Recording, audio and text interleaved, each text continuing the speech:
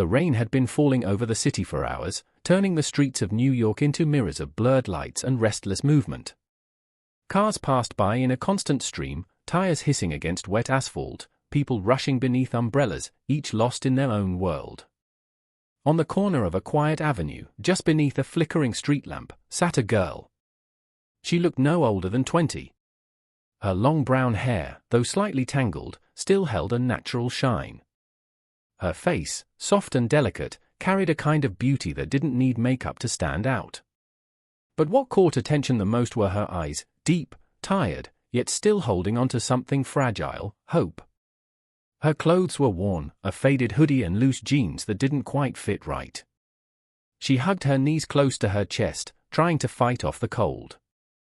In front of her lay a small paper cup. A few coins rested inside. She wasn't saying anything. No sign. No begging words. Just silence. People passed. Some glanced. Most didn't. Until one car slowed down. It wasn't just any car. A sleek black Rolls-Royce glided quietly through the rain before coming to a complete stop right in front of her. The driver stepped out quickly, opening the back door. From inside, a man stepped out. Tall. Composed. Dressed in a perfectly tailored suit that seemed untouched by the chaos of the weather. His presence alone made the street feel different. He looked at her. Not the way others did, not with pity or indifference. But with curiosity. He walked toward her slowly. "Hey," he said gently. The girl looked up, slightly startled. She wasn't used to people stopping, especially not someone like him. "What's your name?" he asked. She hesitated. "Emily," she replied softly. He studied her face for a moment, as if trying to understand a story written beneath the surface. "Emily," he repeated. "You don't look like someone who belongs here."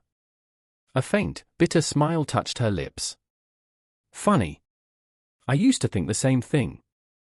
He crouched down slightly so he could meet her eyes at the same level. "Why are you here?" he asked.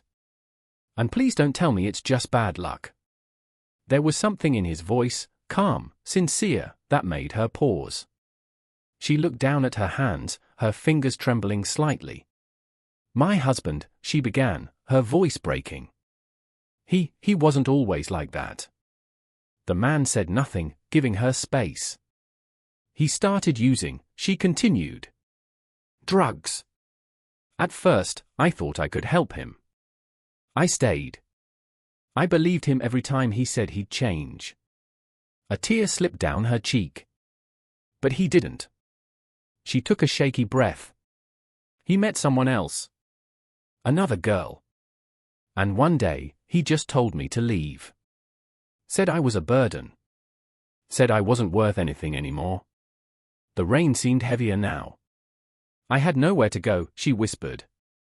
"My parents, they passed away a few years ago. I didn't have anyone left." Silence stretched between them. Cars continued to pass, but for a moment, it felt like the world had stopped. The man stood up slowly. "What's your last name?" he asked. "Carter." He nodded, almost to himself. "Well, Emily Carter," he said, extending his hand. "You're not staying here tonight."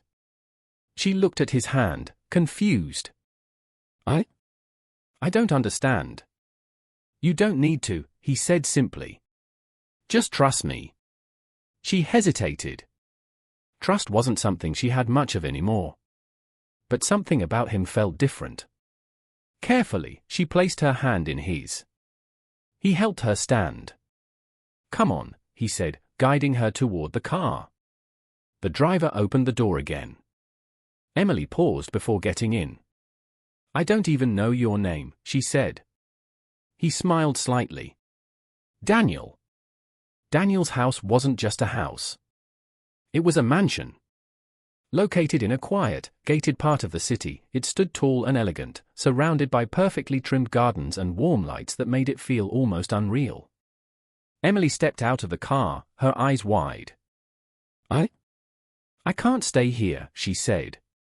You can, Daniel replied calmly. And you will. Inside, everything felt different. Warm. Safe. Clean. Things she hadn't felt in a long time. Daniel called one of the staff members and asked them to prepare a room for her. Take a shower, he told her. Get some rest. We'll talk tomorrow. Before she could protest, he added softly, "You're safe here." That was enough. The next few days felt like a dream. Emily was given new clothes, simple, comfortable, but beautiful. She ate proper meals again. She slept in a real bed. At first, she kept her distance, unsure of her place in this new world. But Daniel didn't rush her. He didn't ask for anything in return. He just cared. They started talking. Small conversations at first. Then longer ones. She learned that Daniel was a self-made billionaire, someone who had built his empire from nothing. He understood struggle, just in a different way. And Daniel learned about Emily. Her dreams. Her past. The person she used to be before life broke her. Days turned into weeks. Something began to change. The silence between them became comfortable. Their conversations became deeper. And slowly, feelings began to grow. It wasn't sudden. It wasn't forced. It was real.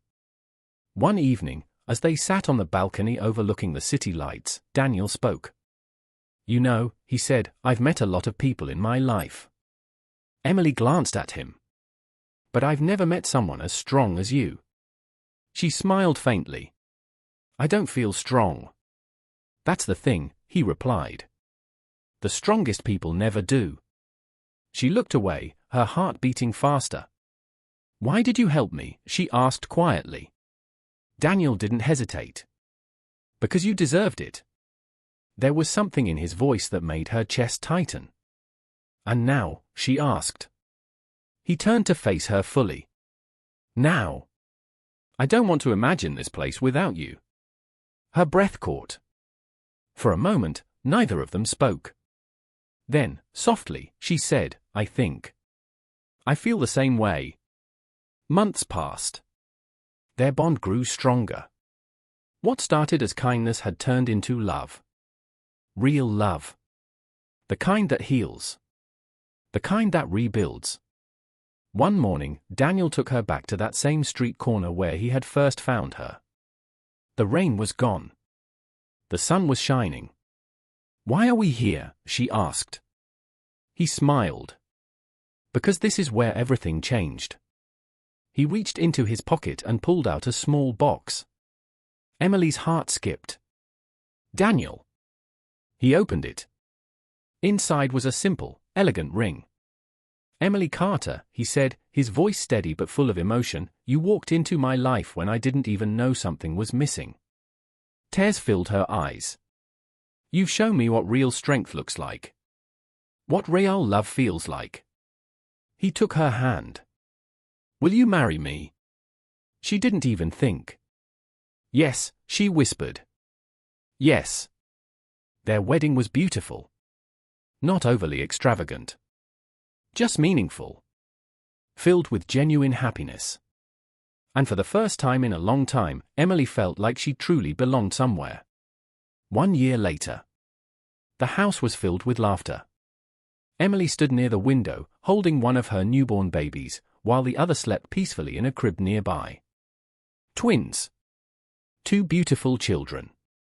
Daniel walked in, smiling as he watched her. "You're amazing," he said. She laughed softly. "You say that a lot." "Because it's true." He walked over, gently placing his hand on her shoulder. "Can you believe it?" he said. A year ago, everything was different. Emily looked down at her child, then back at him. "Yeah," she said. "It was." "But somehow," she added, her eyes shining, "it all led me here." Daniel kissed her forehead. "And I'd find you all over again," he said. Outside, the city continued its endless motion. But inside that home, time felt still. Because sometimes, even in the busiest places in the world, two broken paths can cross and create something beautiful.